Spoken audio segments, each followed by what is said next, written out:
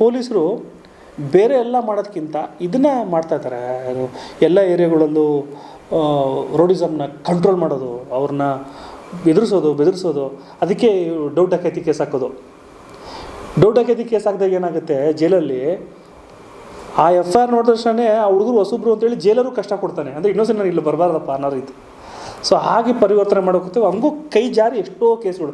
ನಾನು ನೋಡ್ದಂಗೆ 100 doubt ಡಕೈತಿ case ಹಾಕಿರೋದ್ರಲ್ಲಿ 95 ಜನ ಹುಡುಗರು ಮತ್ತೆ ಮನೆಗೆ ಸೇರಿದ್ದಾರೆ, 5 ಜನ ಮಾತ್ರ ರೌಡಿಗಳಾಗಿದ್ದಾರೆ ನನ್ನ ಅಂದಾಚಾರದಲ್ಲಿ. 95 ಜನದಲ್ಲಿ ಯಾರು ಅವರೆಲ್ಲ ಅಂದರೆ ಅವ್ರ ಅಪ್ಪ ಇಂಜಿನಿಯರು, ಡಾಕ್ಟ್ರುಗಳು, ಮಕ್ಳುಗಳೆಲ್ಲ ಸುಮ್ಮನೆ ಅಡ್ಡ ಹಾಕಕ್ಕೆ ಬಂದಿರೋರು, ಹಾಳಾಗ್ತಿರೋರು. ಅಕಸ್ಮಾತ್ ಆ ಕೇಸ್ ಏನಾದರೂ ಇರಲಿಲ್ಲ ಅಂದರೆ ಅವ್ರ ತಂದೆ ತಾಯಿಗೆ ಗೊತ್ತಾಗ್ತಿರಲಿಲ್ಲ ಈ ಮಗ ಎಲ್ಲಿ ದಾರಿದ್ದಾನೆ ಅಂತ. ಸೊ ಆ ರೀತಿ 95 ಜನನೂ ಕೂಡ ಒಳ್ಳೆಯವರಾಗಿರೋದು ನಾನು ನೋಡಿದ್ದೀನಿ. ಫಾರಿನ್ಗಳಲ್ಲಿ ಸೆಟ್ಲ್ ಆಗೋದು ನೋಡಿದ್ದೀನಿ. ಸೊ ಹಾಗಾಗಿ ಈ ರೌಡಿಸಮ್ ಅನ್ನೋಂಥದ್ದು ಕೊಲೆ ಆಗೋದು ಇವೆಲ್ಲವೂ ಕೂಡ